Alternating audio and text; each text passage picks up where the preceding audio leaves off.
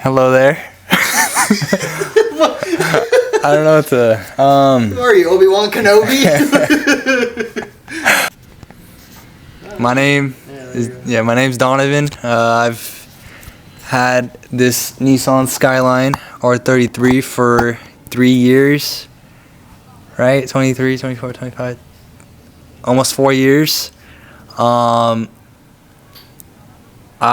purchased this car back on Guam, and it's been all over the place from Guam to Colorado and now to Florida, so literally across the fucking planet.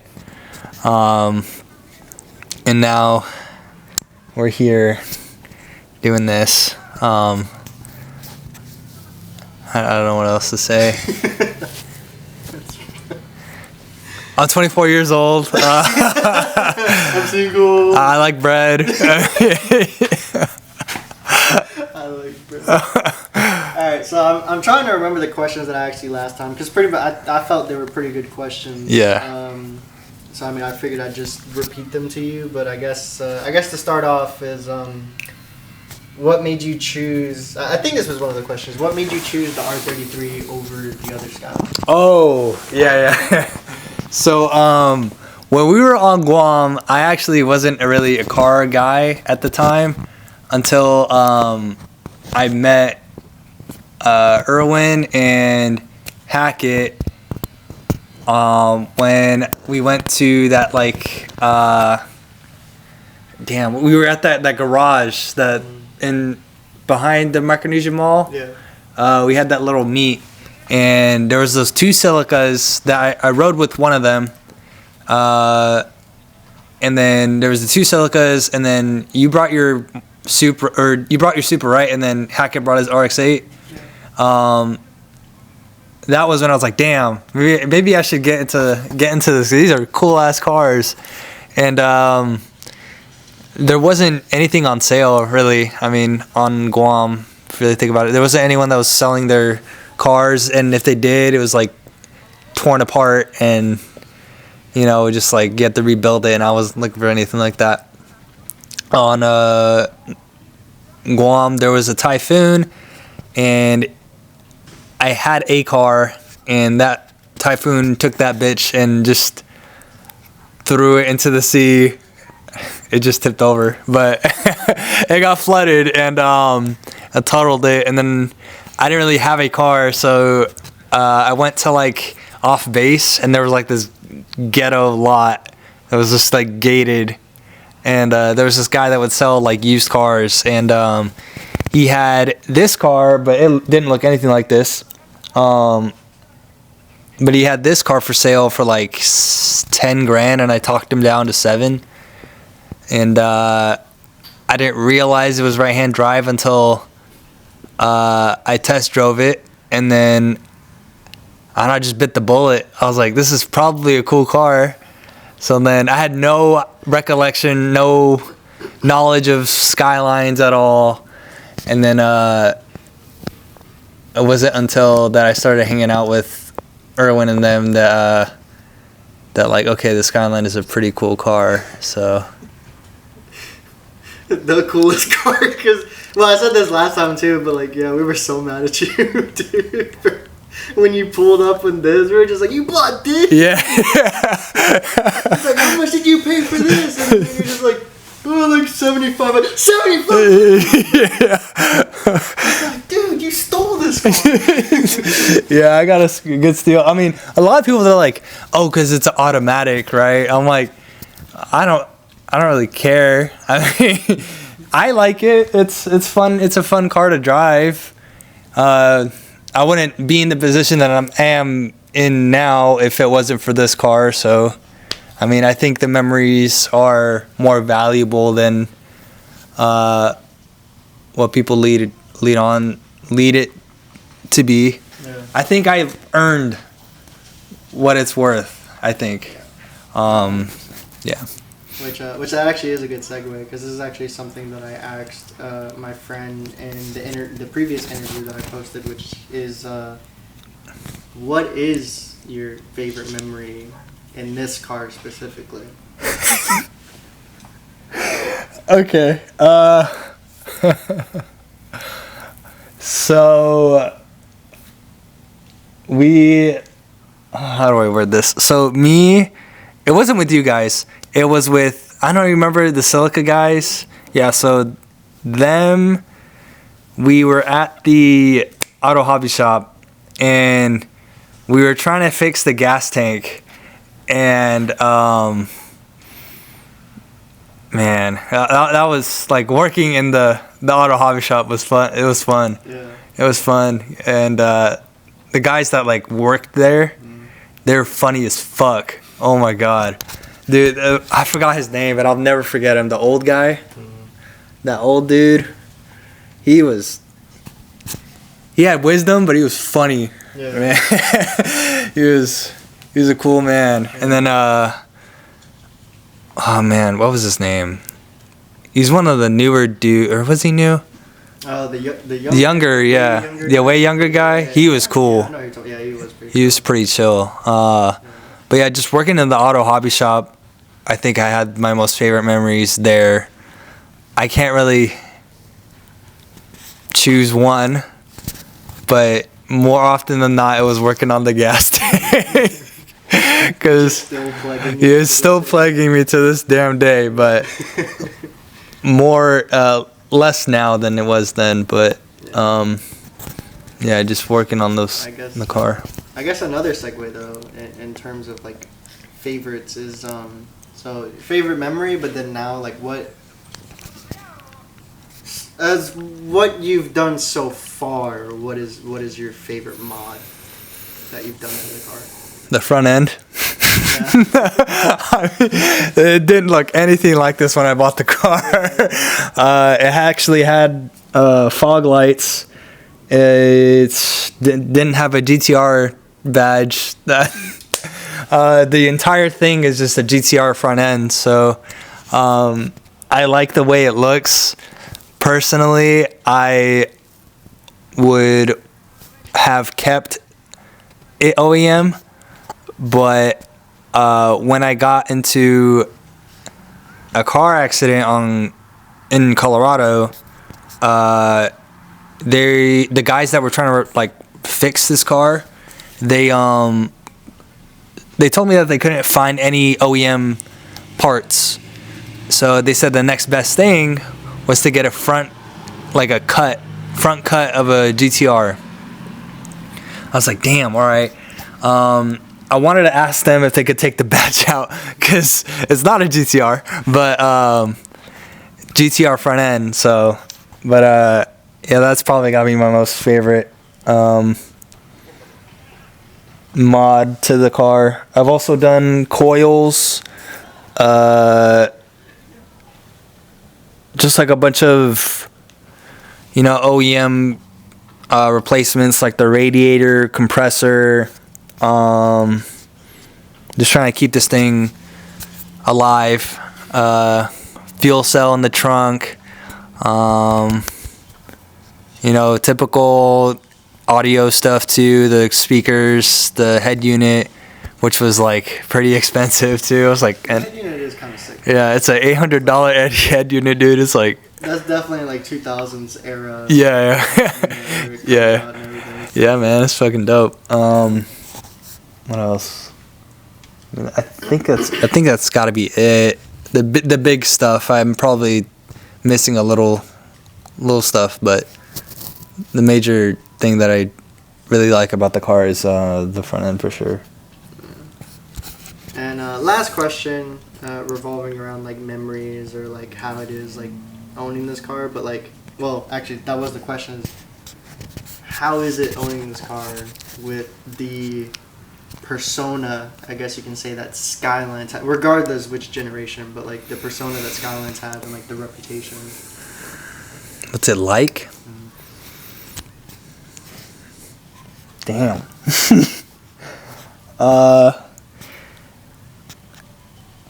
In the beginning, it was cool. I mean, it still is cool, but like now I'm just used to having it. I I know I understand a lot of people don't see these cars out on the road, so like I show like appreciation, but you know, I've had this car for so long, and it being trying to fix it, I'm just like getting tired of the problems that like in my head I'm like worried about that instead of like enjoying it, you know what I mean? There was a brief period when I was in Colorado when I got the coils in, and it was like no problems at all. I didn't care I had AC, like I was actually enjoying the car, and then I got in the car accident. So that was another problem. And then there was afterwards, it was actually kind of fun to drive. And then I didn't drive it after that because it snowed for a good amount of time, so I just kept the car in the garage. I think for sure having like the car, the persona like is big. A lot of people, like, I turn heads. It's funny to notice, 'cause you see a lot of people just like, you know, because they got a double tick and all that. But yeah, it's a good reminder, I think. I don't think I'll ever regret buying the car though, for sure. So I'm grateful to have it. Yeah. It's brought me to where I am right now. Right. Meet the people that I met. So I guess going on to the future, I mean, well, you've told me plenty, but what is your roadmap essentially for this car going into the future? So I plan on engine swapping and doing a whole fucking rebuild of the car. It's gonna be completely different. Just the RB change, manual transmission, change the damn fuel system and everything, man, and save up for better wheels and swap out the hubs to 5-lug fucking finally. But little by little, I think, when I come back from, you know, doing the 6-month thing, I think I'll have enough saved up and use that money to pour into this thing. I'm not gonna lie though, that was so funny. Like literally the question before, it's like, oh yeah, I like just enjoying the car, like how it is, like oh yeah. But it's like, oh, so what's your future plans? I want to recheck everything. I want to change everything. I mean, it's gotten to the point where it's not even OEM anymore. No, yeah. Like this isn't even the OEM front end. Yeah, no, I know. Like, I know. you know what I mean? It's like. No, I know what you mean, but like it was just funny, like just yeah. Because like I get what you mean too, because that's, if you want to be technical, that's how it is with the Supra too. Like, you know, like, you know, there's certain parts on there that aren't OEM, you know, part, but you know, it is what it is. You know, you got to do what you got to do to keep these cars moving. So. It's hard because OEM is more expensive than aftermarket now. Right. So it's like, do I bite the bullet and just... Like you're paying a premium just to keep it... Just to keep it... Exactly. And then there's also like the fear of like some of the aftermarket components are just not well made. Yeah. You know, so like I'd rather bite the bullet than stay OEM for certain things on the car rather than like go aftermarket. Right. I mean, if you want to be technical, this is aftermarket, but also OEM. Yeah. Because they didn't come on this car. Right.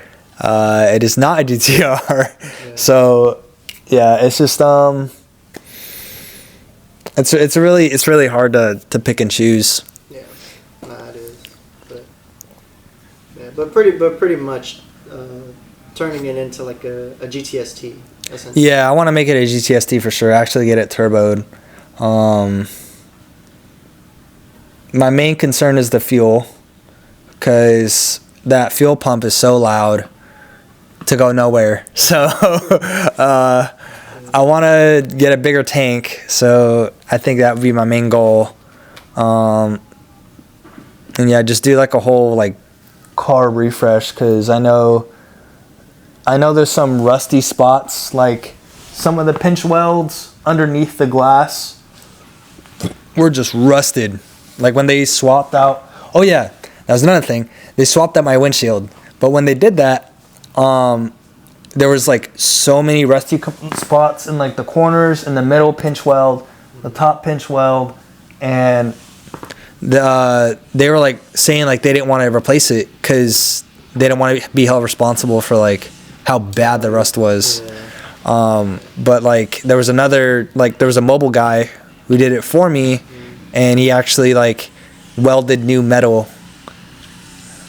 Yeah, that dude, he was the GOAT. I have his sticker on my car.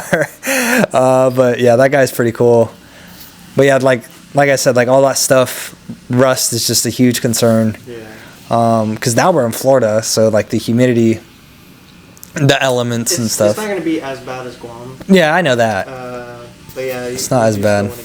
Yeah. That's like the Honda. Like, I guess this would be a good example because this isn't even properly painted. Like, I actually did have to fix a little bit before I came here, but this car has been like this for a year already, and it's still like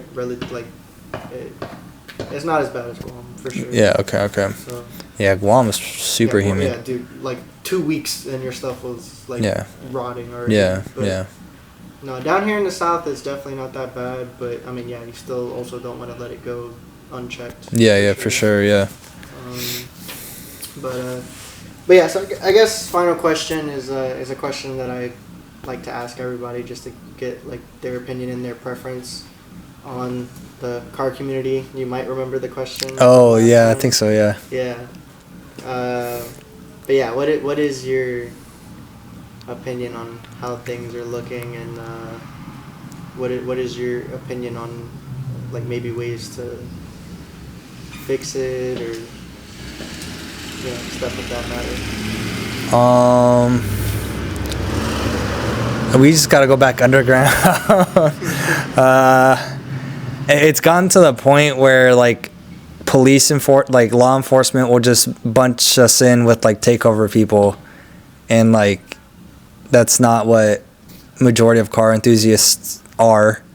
I think that keeping it local, right? Like a couple dudes like at their house, just doing car things, I think is a healthy way to do this as a hobby.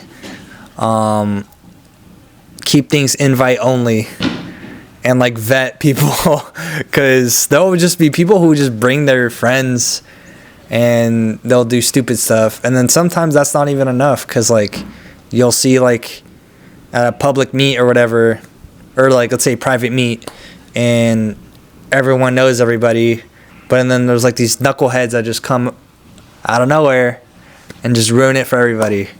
You know what I mean? So it's like, what do you do in that situation? So I think keeping like stuff like in the private, keep it private. Yeah, which I have actually noticed that, I don't know if you've seen it. I've noticed that it's like slowly been coming back, like private meets. But the part that like blows my mind is that they'll still post it though. Yeah, they'll still post it, like the meet spot, and it's like, dude, no. But it's like private meet, so it's like that's literally, that defeats the whole point, because then they'll share it to everybody. Right. Whoever sees it. I don't understand that. Yeah. I don't understand the mindset behind that. Yeah. Like, I was curious if you've been seeing that too. They do that. That's pretty.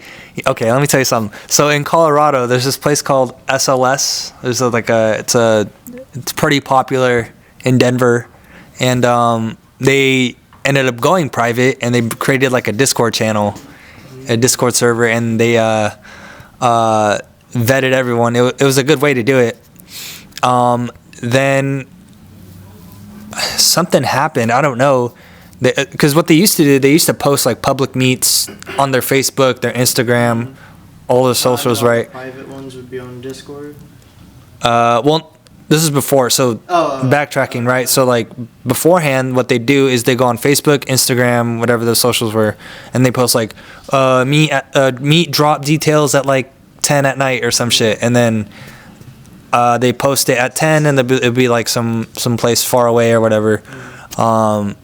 and then the cops will get called instantly because knuckleheads will just ruin it for everybody. So they went private, and that's when they made the Discord, and something happened. I don't know what it was, but then they started going back to the Facebook and their socials and stuff because they'd only post to meet on Discord, and you had to be vetted. So I was like, that makes so much sense. So I think no matter what, there's always going to be bad apples. It's just up to you to really enforce like your rules, I guess, because you could just like just let them be and then they ruin it, or like you could confront them and then what, you know what I mean? Right. So it's really just hard to enforce that kind of stuff. So fair enough. Yeah, but like that's why, like I said, like I think the only way to be private is like something like this, you know, literally just at home, you know what I mean? Phone number to phone number. Exactly, phone number to phone number, or you know, like if you want to like, I don't want to say it, but like, you know, run 40s on the highway, make sure there's no one on that fucking highway. You know what I mean? It's just you and your cars, and if you guys get into an accident, it's just you guys, you know what I mean? No one else is involved. So